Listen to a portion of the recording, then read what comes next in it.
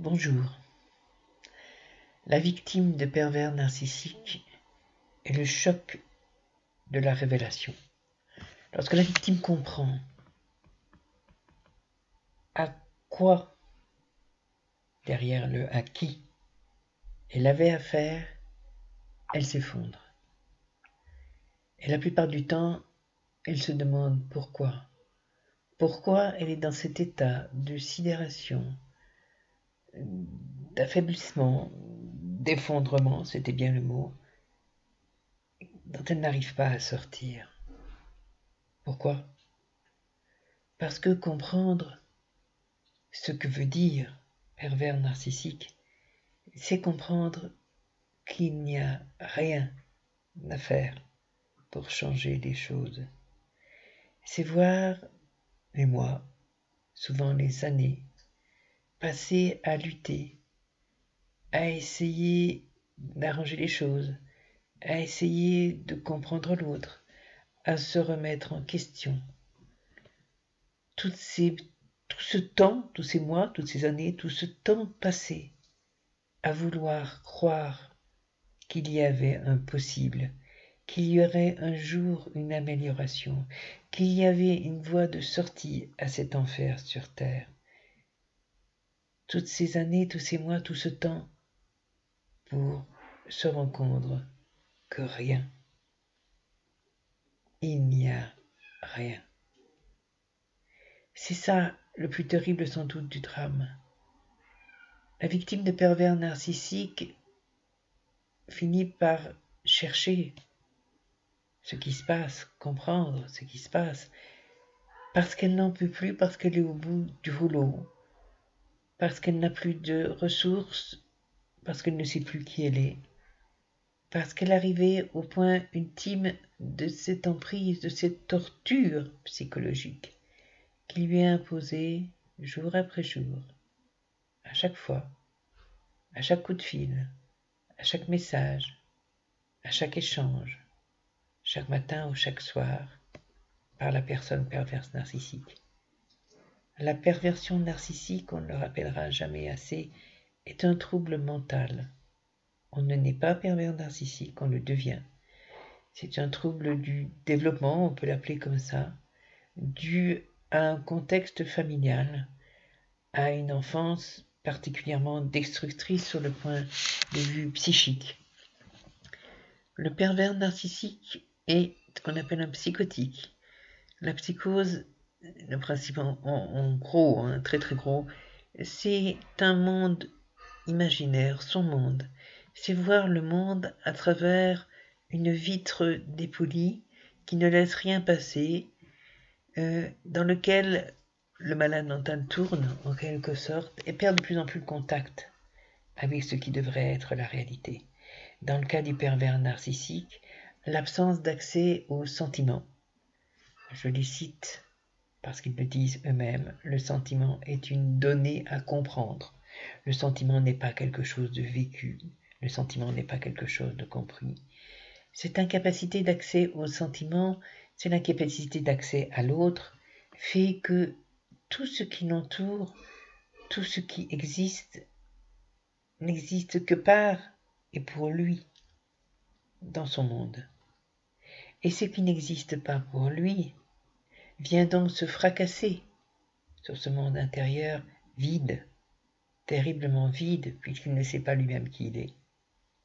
Et puisqu'il vient s'y fracasser, et le déranger, le troubler, et le mettre en danger, alors le pervers narcissique détruit à son tour.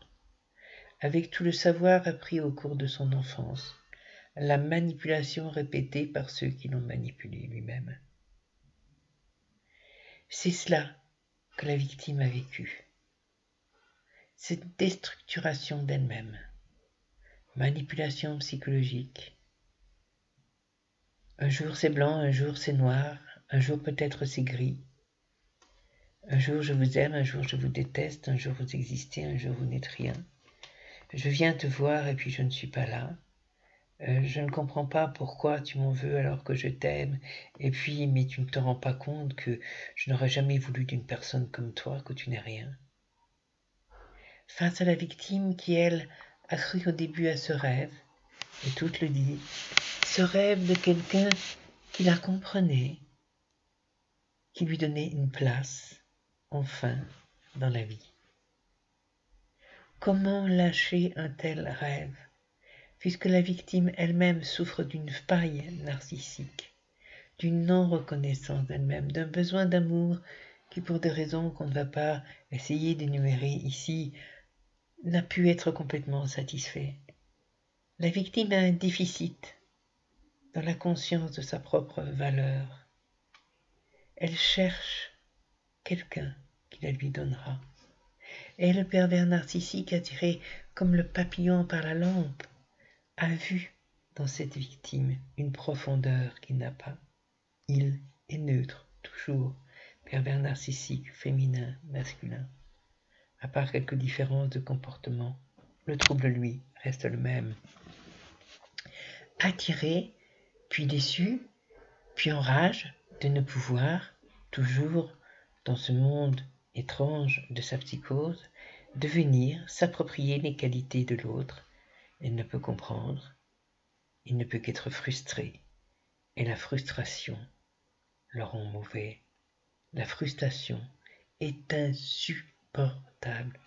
Alors, petit à petit, pour continuer à exister, pour que son monde ne se détruise pas, il faut détricoter la personnalité de l'autre. Il faut la détruire. Il faut que ce soit l'autre qui soit ce que l'on pense être, pour rester vierge de toute trace.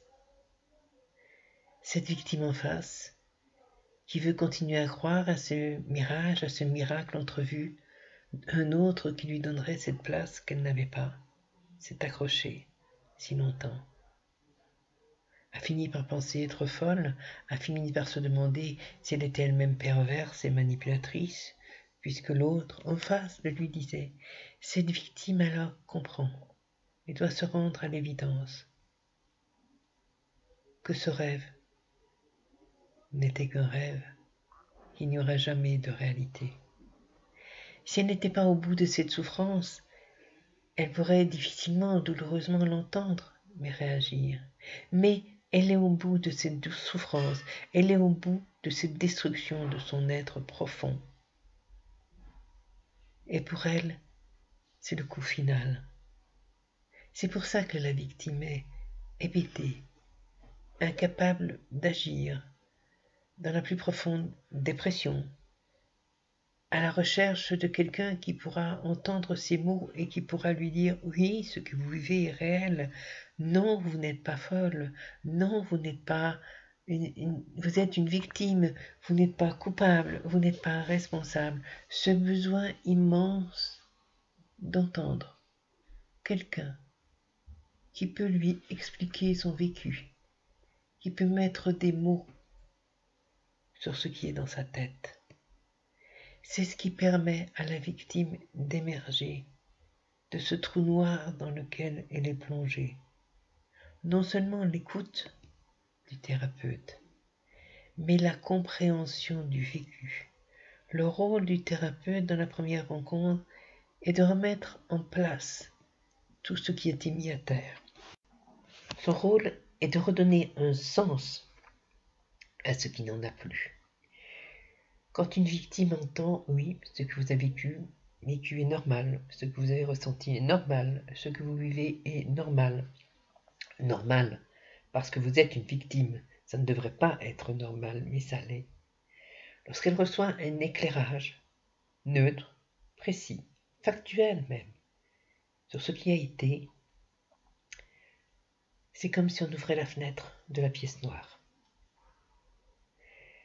Le bien que ça fait aux victimes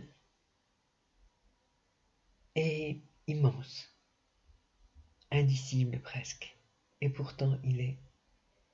Ce n'est plus un étonnement pour moi, mais je me suis rendu compte que c'était un besoin de le dire pour que ceux qui viennent d'entendre la terrible vérité, qui viennent de la lire, qui viennent de la comprendre, puissent entendre aussi, encore une fois, peut-être, ou pour la première fois, hélas sans doute, que ceux qui le vivent, même à cet instant, au bout de tout cela, alors qu'il devrait peut-être s'en sentir libéré, et qui les fait plonger encore plus profond, est, hélas, normal, dans l'état où le passé, mes amis.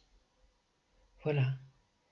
Si vous êtes victime, si vous écoutez cela, ce que vous vivez, l'état dans lequel vous êtes, cet état de cataclysme, de, de non-sens, d'incompréhension, d'altération, est la suite, hélas, normale du vécu.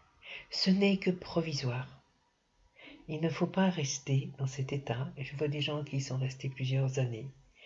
Il faut chercher une porte, il faut lire, il faut écouter, il faut se renseigner, il faut trouver un thérapeute qui sache entendre, qui connaisse ce trouble. Il faut trouver une main qui sera tendue. Il faut la serrer parce que vous avez besoin d'aide. Il ne faut surtout pas rester seul. Vous avez besoin d'aide parce que vous êtes au milieu du chaos et que ce chaos est tel qu'il vous faut de l'aide pour le nettoyer, pour remettre en place, pour recréer et pour, au fond de tout ça, trouver la valeur qui est la vôtre, qui est intacte, qui est belle, parce que s'il n'était pas belle, vous n'auriez pas rencontré quelqu'un qui rêvait d'être ce qu'elle est. J'espère vous aider un petit peu, vous montrer qu'il y a l'espoir, que ce n'est pas une lueur d'espoir, que cet espoir est réel, qu'au bout il y a un chemin qui vous amène à une réalité qui est votre vie retrouvée, qui est une vie que vous pourrez vivre, libre, plus fort, mieux, sans plus jamais souffrir ce que vous avez souffert, en le laissant derrière et en pouvant le regarder comme un événement de votre vie passée qui n'aura plus d'impact sur votre vie future, plus d'impact sur votre état d'âme. Ce sera une expérience traversée, et toute expérience, aussi épouvantable soit-elle, nous apporte une force lorsqu'elle est derrière nous. Je consulte bien sûr, je consulte via Apple, qui est un système de visioconférence un peu différent de Skype, parce que vous n'avez pas l'obligation d'avoir un compte et que, il faut le reconnaître, Skype est un peu débordé et ça coupe pas mal. Je consulte, ça vous demande au moins 1 heure de votre temps parce que il faut le temps pour vous de poser, pour moi de vous dire, pour nous d'échanger. Je consulte avec un coût parce que je travaille pour une cause qui m'est chère, qui est l'association dont le site apparaît en bas de l'image. Mais je consulte pour aider. Alors ne soyez jamais arrêté par un problème financier, parce que souvent vous sortez de cette relation-là pauvre, comme le plus pauvre des plus pauvres, parce qu'on est à tout prix, moralement mais financièrement. Il n'y a jamais de frein à l'aide. Il y a toujours un échange. Et l'échange a une valeur qui doit être possible pour l'un comme pour l'autre. Et cette valeur, on la trouve. Voilà. Je vous dis au revoir et à bientôt pour un prochain webinaire. Et peut-être en face à face, chacun de notre écran. Plein de lumière à vous.